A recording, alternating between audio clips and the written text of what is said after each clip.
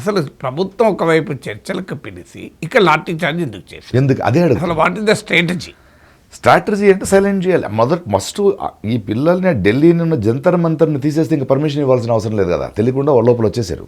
మరి చర్చలు ఎందుకు అలాంటప్పటికి మళ్ళీ చర్చలు నాట్ రెడీ టు ఆన్సరబుల్. అందుకే చెప్తాను కదా, ఇప్పుడు శిక్షణ మంత్రిని ప్రధానమంత్రి కాపాడుతున్నాడా, ప్రధానమంత్రిని శిక్షణ మంత్రి కాపాడుతున్నాడా? కానీ ఇప్పుడు చర్చల పేరిట ఒక ట్రాప్ లాగా, అంటే లిటరలీ ట్రాప్ సార్. వాళ్ళు కొంచెం 100 మీటర్స్ బయట రావాలి, అక్కడ దాకా పర్మిషన్ను చలో, తర్వాత డిస్కషన్ను, delay, frustrate the lakhs and lakhs of students. ఎందుకంటే పిల్లలు అంతా నైట్ సార్, మీరు నిజంగా చెప్తున్నాను, ఆ నైట్ అంతా వాళ్ళ ఎనర్జీ చూడాలి సార్. 12 o'clock పడుకుంటారా, 1 o'clock పడుకుంటారా, 3:30కి పడుకుంటారా, 4:30కి పడుకుంటారా, 5:30కి పడుకుంటారా, 6 భోజనం లేదు. We have been able to provide only water. కూర్చోవడానికి ప్లేస్ లేదు, చెమట. నేను 3:30కి I wanted to go to pass urine. నేను ఇక్కడి నుంచి వెళ్ళేటప్పుడే 2 days ముందే physically I had to prepare.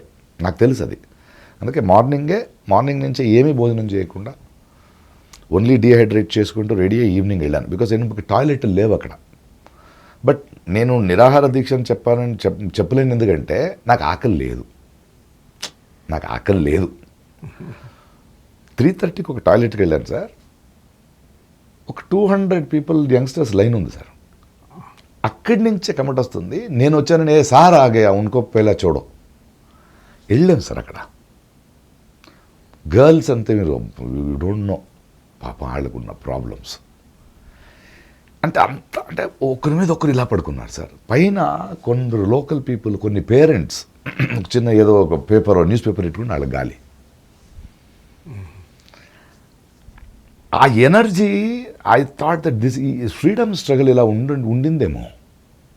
అన్ని ఇండియన్ ఫ్లాగ్స్, పాటలు, ఎనర్జీ, ఆ పిల్లల పెయిన్. ఎవడు కూడా ఒక లీడర్ని చూడలేదు. అంటే సోనం వాంగ్చుక్ నిరాహార దీక్ష చేస్తున్నంత టైము మనకు 2,000-3,000 people అంతే. ఆయన తీసుకెళ్ళిన తర్వాత 20th అని మనం పెట్టాం కదా, 20th అని 5 లక్షల మంది ఎక్కడి నుంచి వచ్చారు సార్. అంటే వాళ్ళకి ఎక్కడో ఒక నమ్మకం ఆయన కూడా తీసుకెళ్ళిపోయారని. బట్ ఆ పిల్లల ఎనర్జీని చూస్తుంటే అది ఎనర్జీ అనడం కన్నా అంత ఆవేదన ఉంది లోపల.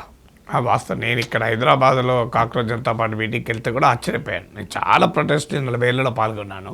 కానీ ఆ యూత్ ఎనర్జీ రియల్లీ అమేజింగ్. ఎందుకంటే డైరెక్ట్లీ అఫెక్టెడ్. అక్కడ చిన్న కుర్రోడు హర్యానా నుంచి వచ్చి మాట్లాడాలి అంటే ఎవరికో చెప్పుకోవాలి. ఒక గవర్నమెంట్ వినపడట్లేదు, నా దగ్గర చెప్పుకుంటున్నాడు ఎలా ఎగ్జామ్స్ అవుతాయి. ఎస్పెషలీ సౌత్ కన్నా నార్త్ ఇండియా ఇలాంటి ఎగ్జామ్స్ మీద ఎంత ఆధారపడింది. రిటర్న్ వచ్చేటప్పుడు సార్, నేను ఒక ఫ్లైట్ ఎయిర్పోర్ట్కి వెళ్తే అక్కడ చెక్ చేస్తున్నాడు ఆఫీసరు.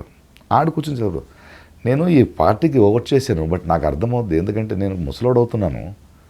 మేము ఎందుకు సంపాదిస్తాం సార్, మన నార్త్లో మనకున్న ఎలిమెంట్లో నా పిల్లల ఎడ్యుకేషను, నేను వయసు అయితే నాకు కొంచెం పెట్టుకుంటాను. నా సిస్టర్స్ అండ్ పిల్లల ఎడ్యుకేషన్ ఇలా అయిపోయింది ఈ నీట్ ఎగ్జామ్ వల్ల, ఈ ఎగ్జామ్స్ వల్ల.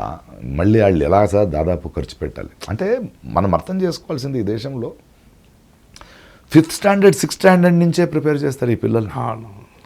అంటే ఇన్ని సంవత్సరాలు తల్లిదండ్రులు ఎంత, అంటే మన దేశంలో అది ఉంది కదా సార్, పిల్లల కోసమే బ్రతకాలి, పిల్లలు ఏదైనా చేసి పెట్టాలి, మాకేం పెట్టుకోరు. 90% ఆఫ్ ద పేరెంట్స్ పిల్లలు వాళ్ళకి ఎంత స్కూల్ అయినా ఫీజు అయినా పెట్టి ఆడొక్కసారి గట్టెక్కేస్తే ఆ తర్వాత వచ్చే కోడలు మనం చూసుకుంటుందో, వీళ్ళు మనం చూసుకుంటారో, లేదా మనం ఏమవుతాం తర్వాత వాళ్ళ హెల్త్ కోసం కూడా పెట్టుకొని. ఇప్పుడు నాలాంటి వాడు, నా కూతుళ్ళు ఈ గవర్నమెంట్ స్కూల్లో చదవరు సార్. ఈ డిగ్రీలు వద్దు, ఒకటి ఆర్టిస్ట్ అయిపోయింది, ఇంకొకటి సింగర్ అవుతోంది.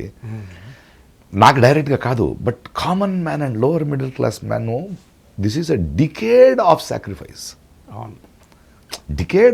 అండ్ ఇంకొకటి, ఒక పిల్లోడు ఎగ్జామ్ రాసి హయ్యెస్ట్ మార్క్స్ తీసుకొని ఫెయిల్ అయిపోయాడు అనుకోండి, అంటే నేను ఇంకోసారి ఎగ్జామ్ అంటే ఆడికి మళ్ళీ ఆ మెంటల్ ట్రామా నుంచి పాస్ అవుతాను ఎలా వస్తుంది sir. So leakage of a paper ఎంత బిగ్ ఇష్యూ అంటే, ఇప్పుడు ఎవడో ఒకడు 8 లక్షలకు 9 లక్షలకు డబ్బుకొచ్చి కొనుక్కొని ఒక క్వశ్చన్ పేపర్ తీసుకునేవాడు అర్హత ఉందో లేదో రేపు ఒక డాక్టర్ అయిపోతే ఎంతమందిని చంపేస్తాడు. వాళ్ళకి మన పిల్లలనే కదా, మనమే కదా వెళ్ళాలి ఆపరేషన్ చేస్తాడు. ఎవడో ఒకటి ఇంజనీర్ అయితే ఆ బ్రిడ్జ్ మీద మనమే కదా వెళ్ళాలి, దాని కింద మనమే కదా ఉండాలి. సో బ్రెయిన్, ఒక టాలెంట్, ఒక అర్హతను కూడా ఒక వ్యాపారం చేసేస్తే ఒక గవర్నమెంట్